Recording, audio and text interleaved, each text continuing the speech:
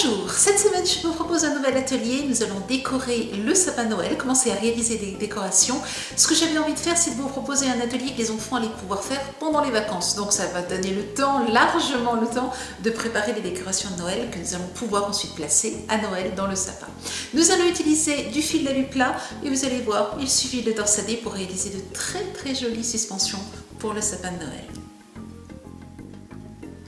Pour ce premier atelier, nous allons utiliser des mandrins. Ils sont livrés tous ensemble et puis du fil d'alu. Donc vous pouvez utiliser du fil d'alu plat ou rond, peu importe.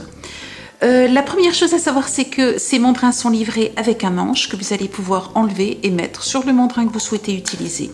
Vous avez donc 4 mandrins, un rond, un ovale, un carré et un triangulaire. Ils vous permettent de faire des arabesques lorsque vous allez créer des bijoux. Aujourd'hui, je vous le montre un petit peu différemment. Nous allons utiliser l'ensemble du mandrin et je choisis le mandrin rond. J'utilise donc mon fil d'alu plat et je vais le placer sur le bout du mandrin le plus petit. Je commence en faisant donc une boucle comme ceci et je vais ensuite tout simplement l'enrouler autour du mandrin. Donc je vais bloquer comme ceci. Alors ce qui est bien, ce que je vous conseille, c'est de ne pas tourner le mandrin de façon à pouvoir avoir toujours le même geste et vous référer ici. Moi je vais me référer, vous voyez, à toutes les petites lignes qu'on a ici et placer mon fil d'alu sur chacune de ces lignes. Ce qui fait qu'on va avoir un résultat qui va être très joli parce qu'il vous faut donc bien entendu passer de l'un à l'autre et toujours au même endroit pour avoir un joli résultat. Donc vous voyez, je passe de l'un à l'autre au niveau de la ligne. Hop, et je passe toujours donc devant sur la ligne. Lorsque j'arrive au bout, je fais un tour complet, j'enlève ensuite le mandrin et je vais simplement ouvrir comme ceci la dernière boucle.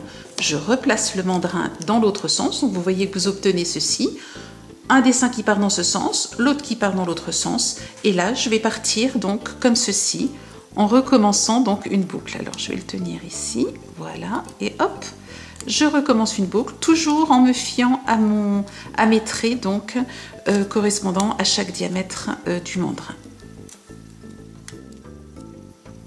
Voilà, je vais couper à peu près 5 cm. Et voici ce que j'obtiens. Regardez ce que je vais faire maintenant. Je vais simplement refermer. Et voilà, j'obtiens l'ensemble de l'élément.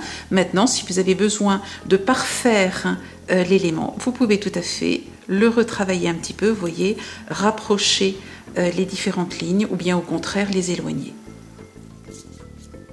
Pour réaliser la boucle de suspension, j'utilise la plus grande épaisseur de ma pince pointue et je vais tourner. Simplement pour faire donc une boucle. Une fois que la boucle est faite, j'utilise ma pince à bout plat et je vais simplement la tourner comme ceci droit. Et j'ai donc la suspension pour ma décoration. Je retravaille aussi l'autre bout, j'ai donc fait la boucle de ce côté, je retravaille l'autre bout et je vais là aussi prendre ma pince, mais par contre du côté le plus fin et je vais simplement peaufiner en entourant comme ceci, de façon, vous voyez, à avoir quelque chose de joli. Une petite précision, et je la fais là avec un autre fil d'alu, donc un fil d'alu rond. Vous n'êtes pas obligé d'aller jusqu'au bout du mandrin. Vous pouvez tout à fait choisir de n'utiliser qu'une partie et vous aurez ainsi un élément, une suspension qui sera un petit peu plus petite. Je m'arrête par exemple ici, je défais, j'ouvre, je replace et je recommence comme tout à l'heure.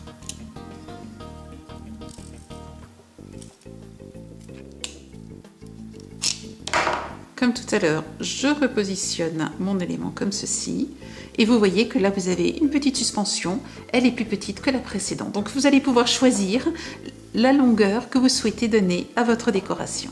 Ensuite c'est le même principe donc pour la boucle et pour ici ce côté-là. Et vous voyez que vous obtenez donc un élément beaucoup plus petit que le précédent. Vous allez donc pouvoir choisir la longueur de la décoration que vous souhaitez réaliser.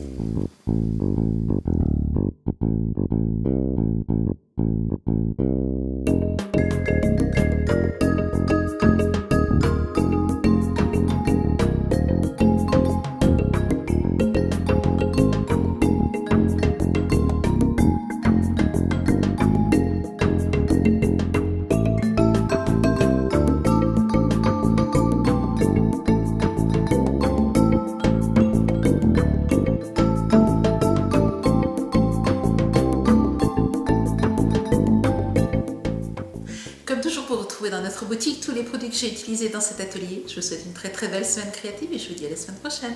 Au revoir.